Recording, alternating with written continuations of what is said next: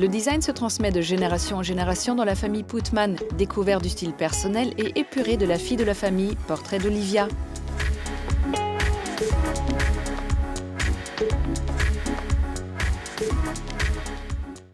Olivia Putman est de ces femmes déterminées et difficilement influençables. Jeune esthète underground dans les années 80, elle reprend en 2007 la tête du studio de sa mère, André Putman, designer et architecte d'intérieur. La directrice de la FIAC, Jennifer Flay, a suivi son parcours depuis ses plus tendres années. Chez Olivia, il y a une sorte de lumière qui se dégage. C'est quelqu'un d'extrêmement sensible.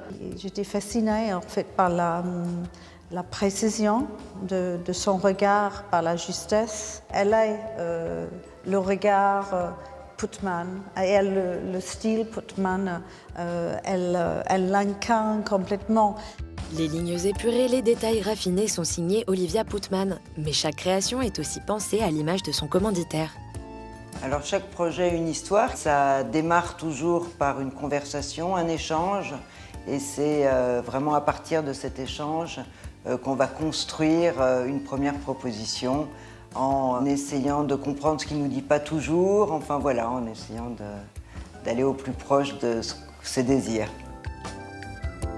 Moi, ce que j'aime, c'est aussi les moments d'inspiration qui se passent en dehors du bureau, et en fait, ils sont très très nombreux, et l'inspiration principale est plutôt dans la vie, en fait, qu'attablée à son bureau de manière laborieuse, mais on finit toujours par s'y retrouver avec un grand bonheur parce que je fais des petits croquis, je fais des choses qui font qu'ensuite je m'applique à les rendre plus traductibles par mes équipes qui vont eux-mêmes les traduire en 3D, en plan, et là on va aborder les choses sérieuses.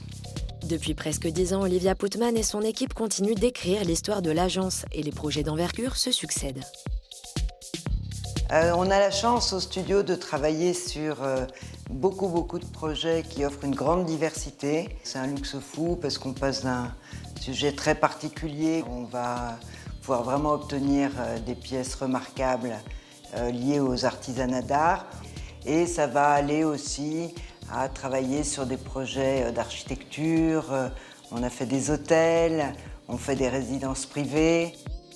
Olivia Putman et son équipe ont ainsi conçu des objets iconiques. Pour Lalique, ce lustre est le fruit d'un dialogue complexe entre le cristal et la lumière LED. La série Jour de fête offre des luminaires originaux et un travail du bronze minutieux. Olivia Putman a également eu l'occasion d'éditer une version collector d'une bouteille emblématique de la maison Nina Ricci. Pour moi, c'est une bouteille intouchable, donc j'ai juste recerné en fait le dessin et amener cette couleur qui lui donne un élan particulier.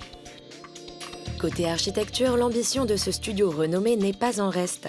Olivia a adoré créer ses lounges VIP pour une compagnie aérienne sud-américaine ou dessiner cette salle de bain exubérante pour la suite d'un hôtel parisien.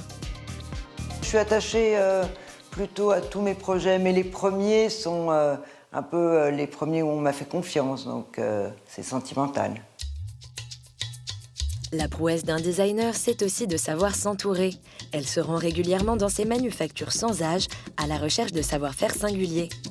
Dans l'atelier des métalliers champenois, le travail de ces artisans force l'admiration. C'est merveilleux le jour où on découvre la pièce finie. Il y a toujours des petits détails, hein. C'est pas la première visite, mais des petits détails à reprendre. Cette console, je l'ai aussi imaginée avec cette boîte en ébène de Macassar, et aujourd'hui la découvrir complète, n'avoir plus qu'à s'interroger sur ce petit lien en fait qui est un détail, mais tous les détails comptent et celui-là compte beaucoup.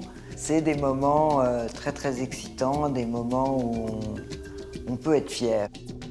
Le fait qu'Olivia travaille si près avec les artisans d'art, finalement, ça paraît comme une suite tout à fait logique de sa connaissance de l'artiste dans son travail, de l'artiste avec ses matériaux.